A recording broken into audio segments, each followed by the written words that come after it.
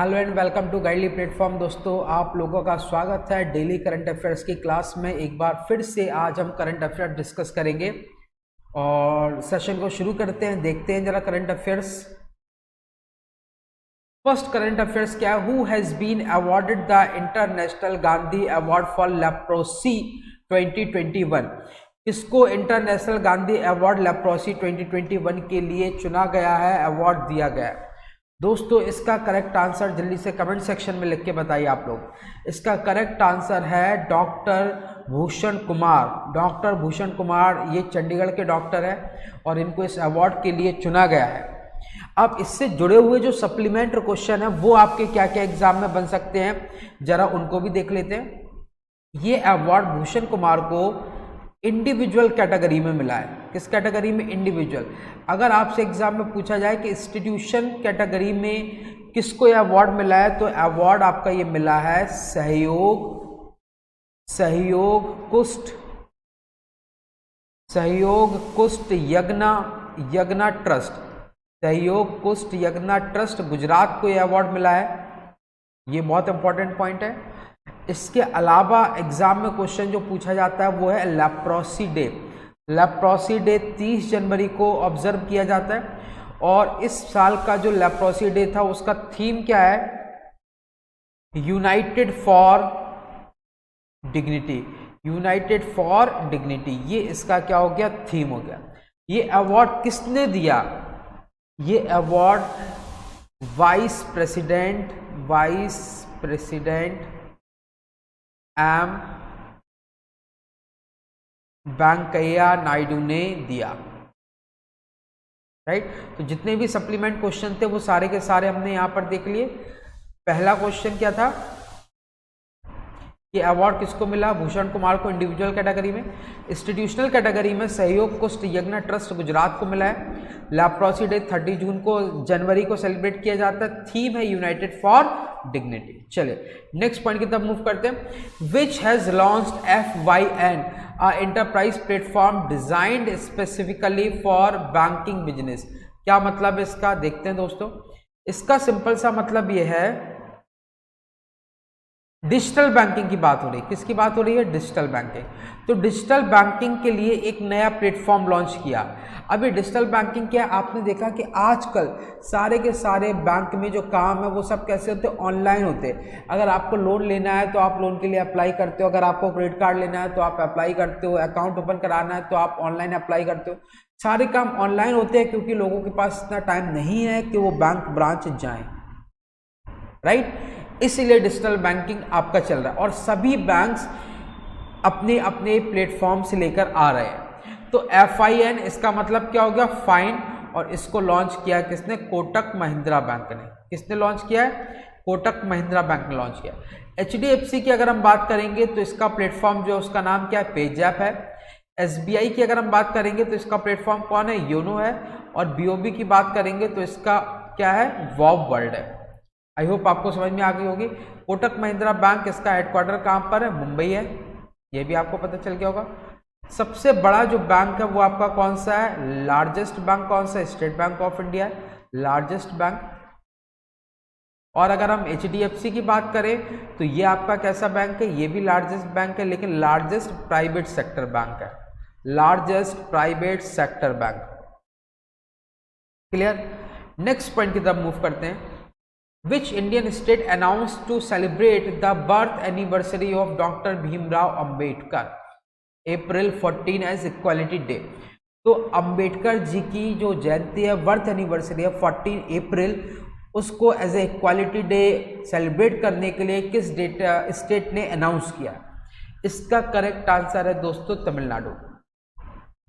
आप लोगों के लिए क्वेश्चन है, आप लोगों के लिए क्वेश्चन ये है कि यूनिटी डे कब ऑब्जर्व किया जाता है? यूनिटी डे और गुड गवर्नेंस डे कब ऑब्जर्व किया जाता है? यूनिटी डे और गुड गवर्नेंस डे आप ये मुझे कमेंट सेक्शन में लिख के बताइए। नेक्स्ट सेशन में यानी कल हम इनके बारे में बात करेंगे। ये आप लोगों के लिए क्वेश्चंस है। नेक्स्ट पॉइंट की तरफ मूव करते हैं। Who has been selected the Malcolm Adiseshiah award 2022? भाई किसको ये अवार्ड, मेलकम अवार्ड से सम्मानित किया गया है? इसका करेक्ट आंसर है दोस्तों प्रभात पटनायक। अब ये जो अवार्ड प्रभात पटनायक को मिला, ये क्यों मिला? सोशल साइंटिस्ट, सोशल साइंटिस्ट का मतलब क्या है कि सोसाइटी के लिए, सोसाइटी के वेलफेयर के लिए जिन्होंने काम किया है उनको अवार्ड ये दिया जाता है। तो अगर हम प्रभात पटनायक की बात करें तो ये एक बहुत ही फेमस इकोनॉमिस्ट हैं और पॉलिटिकल कमेंटेटर भी है। तो ये इंपॉर्टेंट पॉइंट ये है कि बस मैल्कम अवार्ड्स 2022 किसको मिला? प्रभात पटनायक को।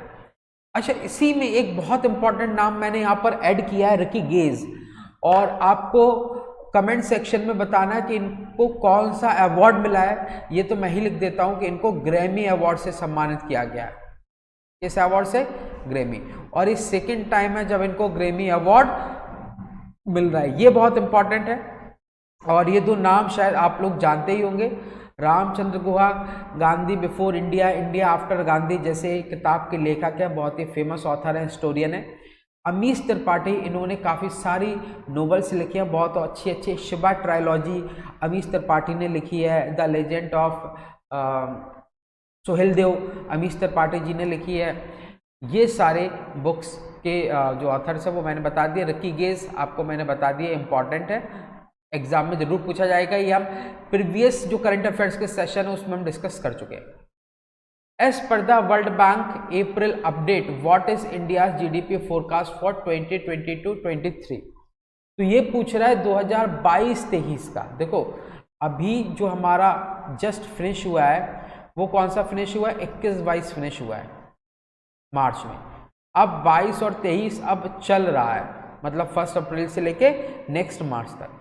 तो ये पूछ रहा है 22 और 23 में वर्ल्ड बैंक ने कितना प्रेडिक्ट किया। तो वर्ल्ड बैंक ने, मैं यहाँ पर लिख देता हूँ, हाँ, वर्ल्ड बैंक कितना प्रेडिक्ट किया है? वर्ल्ड बैंक का है 8%। कितना है? 8%। अगर मैं वही बात करूं एशियन डेवलपमेंट बैंक की, तो इन्होंने प्रेडिक्ट किया है कितना? 7.5%। कितना? 7.5%। दोनों ही इंपॉर्टेंट है, वर्ल्ड बैंक और एशियन डेवलपमेंट बैंक। ये 8% है और ये 7.5% है, आपको याद रखना है। सेव द एलिफेंट डे कब ऑब्जर्व किया जाता है? बिल्कुल सिंपल सा क्वेश्चन है। इसका मतलब क्या है कि एलिफेंट्स को बचाया जा सके। ये ऑब्जर्व किया जाता है 16 अप्रैल को। कब ऑब्जर्व किया जाता है? 16 अप्रैल को। और एलिफेंट्स की अगर हम बात करें तो भारत में लगभग 20 से 25 हजार ही एलिफेंट अब रह गए। Answer April 16, save the elephant day. World voice day, कौन सा डे? World voice day. ये भी कब ऑब्जर्व किया जाता है? ये भी 16 अप्रैल को ही ऑब्जर्व किया जाता है। और इसका जो थीम है वो आपका क्या है दोस्तों? Lift your voice. Lift your voice, अपना वॉइस उठाओ, मतलब ऊंचा करो। लिफ्ट योर वॉइस, इसका मतलब है हर किसी को बोलने का अधिकार है। हर कोई अपनी वॉइस, अपनी आवाज सोसाइटी में रख सकता है, अपने व्यूज शेयर कर सकता है। इंपॉर्टेंट है थीम। नेक्स्ट, बैंकिंग का क्वेश्चन है, मोस्ट इंपॉर्टेंट है एग्जाम के पॉइंट ऑफ व्यू से। 3 public sector general insurance businesses, National Insurance Company Limited, Oriental Insurance Company Limited and United India. Highlight कर देते हैं जरा इनको। नेशनल इंश्योरेंस, ओरिएंटल इंश्योरेंस और यूनाइटेड इंडिया इंश्योरेंस, इनके ऑथराइज शेयर कैपिटल इंक्रीज कर दिए गए। क्या कर दिए गए? ऑथराइज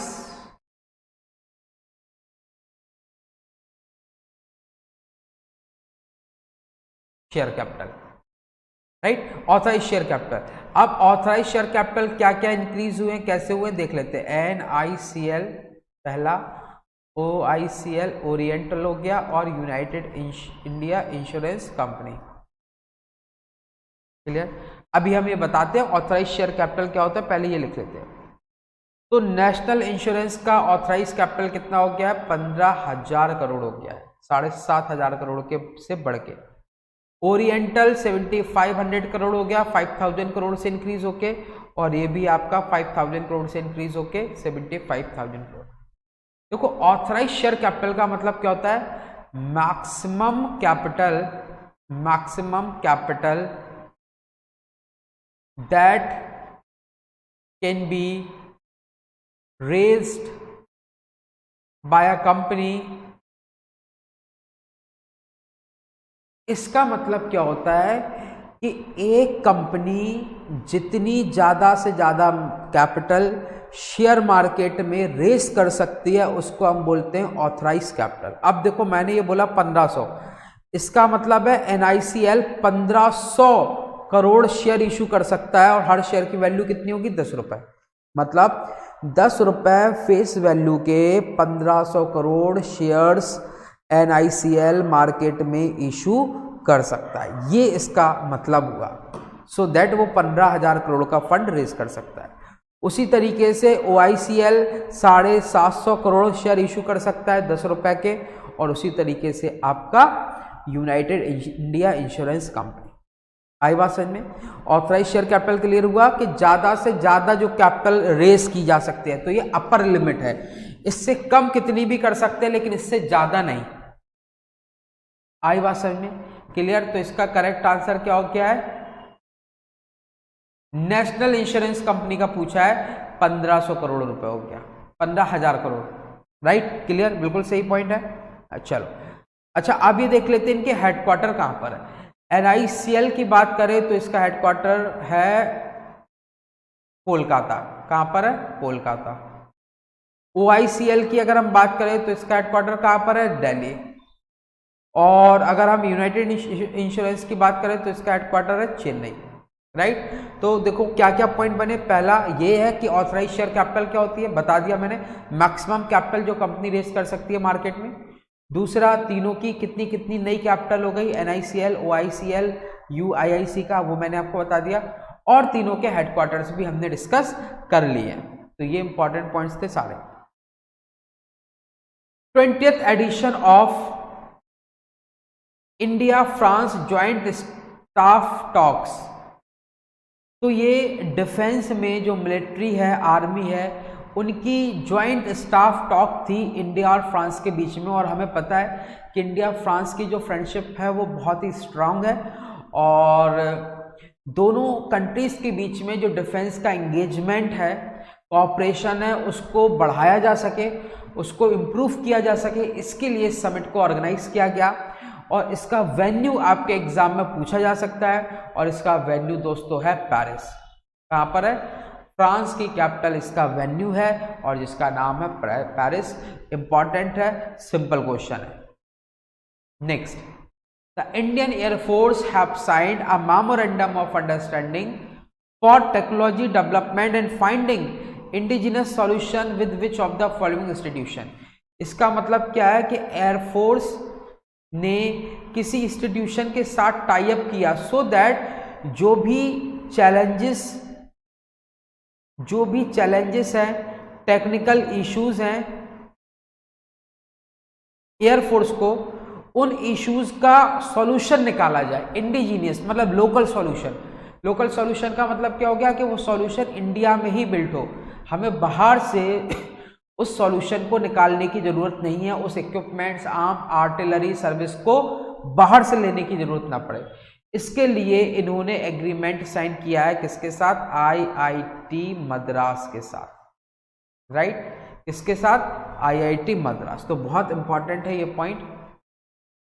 इंडियन एयरफोर्स की अगर हम बात करें तो इसके जो चीफ है वो कौन है? इसके चीफ जो है वो है BR चौधरी। कौन है? BR चौधरी इंडियन एयरफोर्स के चीफ है। चलिए next point, Bohag Bihu, Rongali Bihu falls in the second week of April month. तो भाई ये सिंपल सी बात है, ये फेस्टिवल कौन सा स्टेट सेलिब्रेट करता है? देखो क्या होता है, कई बार आपको ऐसे क्वेश्चंस पता तो होते हैं, लेकिन नॉर्थ ईस्ट के स्टेट्स में आपको क्या होता है, कन्फ्यूज़न होने लगता है। तो जब हम इसको मल्टीपल टाइम्स रिवाइज करेंगे तो ये कन्फ्यूज़न नहीं होगा। इसका करेक्ट आंसर होगा दोस्तों क्या? असम। क्या होगा? असम। असम की बात करें तो हिमांता विश्व शर्मा इसके चीफ मिनिस्टर है, एंड जगदीश मुखी इसके गवर्नर है। नागालैंड की बात करें तो यहाँ पर जो फेस्टिवल होता है वो कौन सा होता है? Hornbill festival. कौन सा फेस्टिवल होता है? हॉर्नबिल फेस्टिवल होता है। और अगर हम अरुणाचल प्रदेश की बात करें तो इसका फेस्टिवल सोलुंग होता है और लोसार फेस्टिवल यहाँ पर इम्पॉर्टेंट है। ये दोनों फेस्टिवल भी इम्पॉर्टेंट है आपके।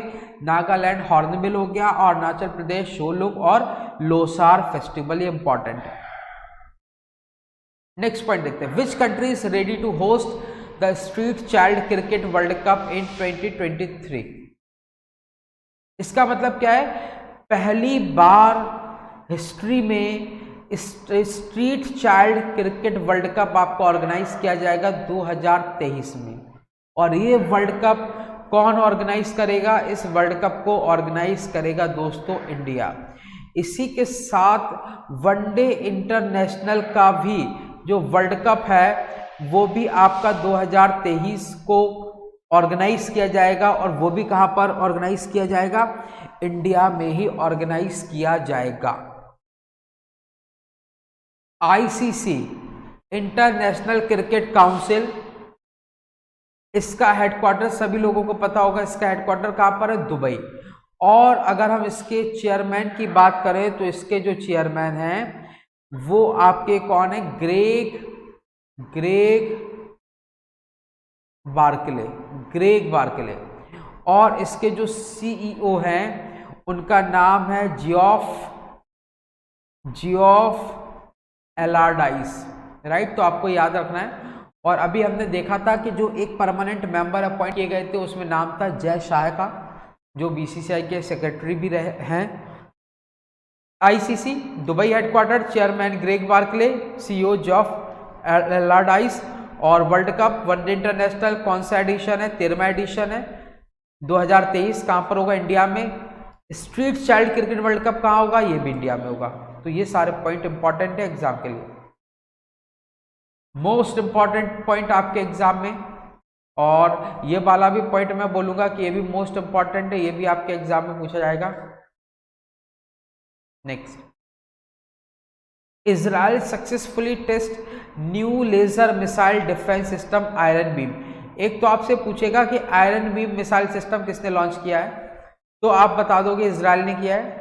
एक ये होगा कि world's first energy based weapon, देखो लिखा ना, world's first energy based weapon system किस कंट्री ने लॉन्च किया है, तो इजराइल ने लॉन्च किया है। अब ये एनर्जी बेस्ड सिस्टम क्या है, इसका मतलब क्या है मैं आपको बताता हूं। देखो इसको रिमूव कर देते हैं पहले सब और पेन ले लेते हैं।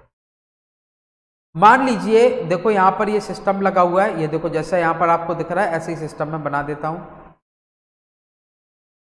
ठीक।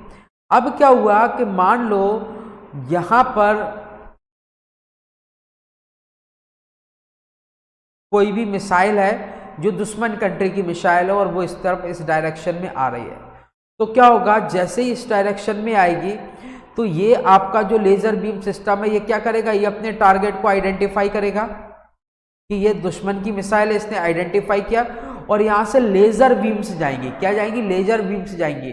मतलब अब कोई मिसाइल नहीं जाएगा, एक रोशनी जाएगी दूर तक और वो रोशनी सीधे इसको हिट करेगी और जैसे इसको हिट करेगी इसके बाद ये आपका क्या हो जाएगा, यहाँ पर ब्लास्ट हो जाएगा और आपका कोई भी जो आपका मिसाइल होगा या कोई एयरक्राफ्ट होगा, फाइटर एयरक्राफ्ट होगा, ठीक है, या फिर कोई ड्रोन होगा, वो आपका पूरी तरीके से ब्लास्ट हो जाएगा।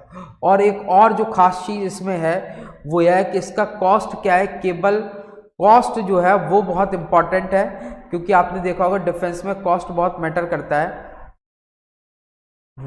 ये देखो $3.5 पर शूट, इसका मतलब है कि लगभग 250 रुपए में एक शॉट आपका होगा। तो ये बहुत इंपॉर्टेंट है। तो कोई भी चीज़ जो भी इनकमिंग है, मोटार है, रॉकेट्स है, ड्रोन है, उन सबको ये गिरा देगा। Iron Beam laser interception system, याद रखिए बहुत इंपॉर्टेंट है। ऐसा बोला जाता है कि हमारे पास भी एक ऐसा सिस्टम है जिसका नाम है काली 5000, लेकिन अभी तक इसके ऊपर कोई भी ऑफिशियल सूचना अनाउंसमेंट सरकार की तरफ से नहीं दी गई है। क्योंकि देखो ऐसा भी बहुत बार होता है कि जब कोई वेपन हम टेस्ट करते हैं तो उसमें सबसे इम्पॉर्टेंट चीज़ ये होती है कि बहुत सारे वेपन्स ऐसे होते हैं जो हम नहीं चाहते हैं कि दुनिया को पता चले कि हमारे पास कौन कौन से वेपन है। तो उसी कैटेगरी में काली 5000 माना जाता है और ये भी एनर्जी बेस्ड वेपन सिस्टम है जिसका कोई भी ऑफिशियल रिकॉर्ड अवेलेबल नहीं है। चल नेक्स्ट पॉइंट की तरफ मूव करते हैं, इंपॉर्टेंट पॉइंट है। Who unveiled the logo of 2023 Federation of International Hockey men's World Cup to be held in Bhubaneswar and Rourkela. तो पहला पॉइंट तो ये हो गया कि 2023 का जो हॉकी वर्ल्ड कप है वो भुवनेश्वर और राउरकेला में खेला जाएगा, ये बात बड़ी इंपॉर्टेंट है। दूसरी बात जो इंपॉर्टेंट है वो ये है कि जस्ट अ मिनट, राउरकेला जो है वो हॉकी का सबसे बड़ा स्टेडियम है, largest hockey stadium, largest hockey stadium. दूसरी बात, अब जो थर्ड पॉइंट है वो ये है कि किसने किया उद्घाटन, नवीन पटनायक उड़ीसा के चीफ मिनिस्टर, ये बात आपको समझ में आ गई। चौथा, फेडरेशन ऑफ इंटरनेशनल हॉकी का जो हेडक्वार्टर है वो कहाँ पर है, वो हेडक्वार्टर है आपका लाउसेन, लाउसेन स्विट्जरलैंड, लाउसेन स्विट्जरलैंड। क्लियर। और ये कौन सा एडिशन है, 15वें नंबर का एडिशन है, ये इंपॉर्टेंट है। ये सारे पॉइंट इंपॉर्टेंट है आपके एग्जाम के लिए। आई होप ये पॉइंट आपको क्लियर हो गया। अब देखो ये भी एक बहुत इंपॉर्टेंट पॉइंट है, इसमें कई सारे फैक्ट्स हैं जो आपको देखने को मिलेंगे। मोस्कवा, मोस्कवा कुछ टाइम में अभी न्यूज में था 1-2 दिन पहले, और ये एक फेमस वॉरशिप था। किस कंट्री का था, ये इंपॉर्टेंट है। तो मोस्कवा एक फेमस वॉरशिप था और ये वॉरशिप किस कंट्री का था, रशिया का। तो दोस्तों मैं यहाँ पर वॉरशिप बना देता हूँ। ये वॉरशिप था ब्लैक सी में, कहाँ पर, ब्लैक सी में। और यहाँ से यूक्रेन का एक मिसाइल सिस्टम था जिसका नाम था नेपच्यून।